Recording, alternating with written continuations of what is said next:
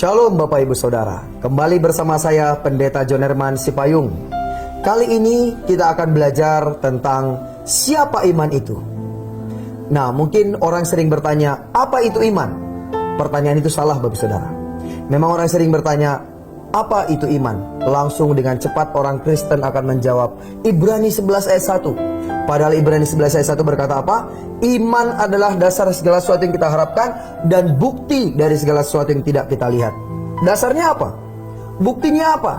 Dan ayat 6 berkata, tanpa iman tidak mungkin orang berkenan kepada Allah. Lantas, apa iman itu Bapak Saudara? Siapa iman itu? Nah, mari kita lihat di dalam Galatia 3 ayat 22 sampai 25. Saya akan bacakan buat Bapak Ibu Saudara. Tetapi kitab suci telah mengurung segala sesuatu di bawah kekuasaan dosa, supaya oleh karena iman dalam Kristus Yesus, janji itu diberikan kepada mereka yang percaya. Sebelum iman itu datang, ada waktu di mana iman itu belum datang Bapak Saudara. Firman Tuhan berkata, sebelum iman itu datang, kita berada di bawah pengawalan hukum Taurat dan dikurung sampai iman itu telah dinyatakan.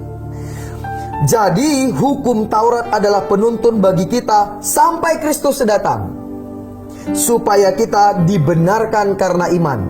Ayat 25. Sekarang iman itu telah datang. Wow, sekarang iman itu telah datang Bapak Ibu Saudara.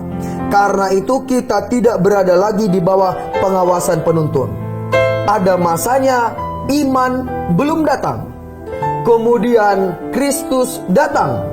Sebelum iman datang, di bawah pengawalan hukum Taurat, dan kemudian Kristus datang, iman itu datang Bapak Saudara. Di sini iman itu datang, artinya iman itu adalah pribadi, yaitu pribadinya Tuhan Yesus.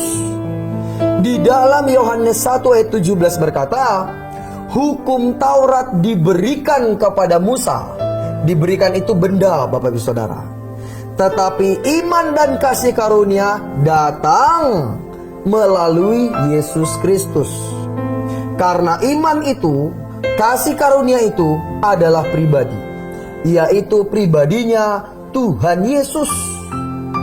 Jadi Bapak Ibu Saudara, pertanyaan yang benar adalah, siapa iman itu? Iman itu adalah Yesus. Jadi sering orang berkata, imani, imani, imani. Imani artinya apa Bapak Ibu Saudara? Kenali Yesusmu, bahwa Yesus sanggup mengampuni dosamu, Yesus sanggup melepaskan engkau dari keterikatan, sanggup melepaskan engkau dari kecenderungan, Yesus sanggup mengubah hidupmu, mengubah nasibmu, mengubah keluargamu, dan juga mengampuni dosamu Bapak Saudara.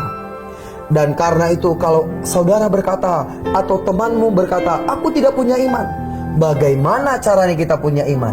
Roma 10 ayat 17 berkata, iman timbul dari pendengaran, pendengaran akan firman Kristus. Jadi kalau Bapak Ibu Saudara berkata, aku tidak punya iman, baca firman, baca Alkitab Bapak Ibu Saudara. Maka saudara akan membaca tentang Yesus, membaca firman Yesus. Maka firman itu masuk di dalam saudara. Maka ketika firman itu masuk, Yesus masuk. Dan ketika Yesus masuk, firman itu masuk, maka imanmu timbul. Karena iman timbul dari pendengaran, pendengaran akan firman Kristus. Jadi iman itu datang dari firman. Firman itu jadi Yesus. Yesus firman jadi daging Bapak Saudara. Jadi jelas ya, iman itu adalah seorang pribadi, pribadinya Tuhan Yesus. Jadi kalau Bapak Saudara mau punya iman, milikilah Kristus. Baca firman Tuhan. Amin Bapak Saudara. Mari kita berdoa, minta iman kita semakin kuat, semakin teguh, yaitu baca firman semakin banyak, biar itu menjadi rema dalam hidup kita. Mari kita berdoa. Bapa, di dalam nama Yesus, sekarang kami tahu iman itu adalah pribadimu, ya, dan firman membuat iman itu tumbuh, yaitu firman Kristus. Karena itu ya Tuhan, biar firman-Mu masuk di dalam kami, dan kami tinggal dalam firman-Mu, sehingga Kristus di dalam kami, dan kami memiliki iman yang kuat, kokoh, dan teguh. dan karena kami memiliki pengenalan akan Tuhan Yesus. Terima kasih Bapa, kami mengucap syukur di dalam nama Tuhan Yesus kami berdoa. Amin. Tuhan Yesus memberkati Bapak Ibu Saudara. Tidak ada yang mustahil bagi Yesus. Tidak ada yang mustahil bagi orang yang percaya kepada Tuhan Yesus. Tidak ada yang mustahil bagi Anda ketika saudara percaya kepada Tuhan Yesus. Tuhan Yesus memberkati. Shalom.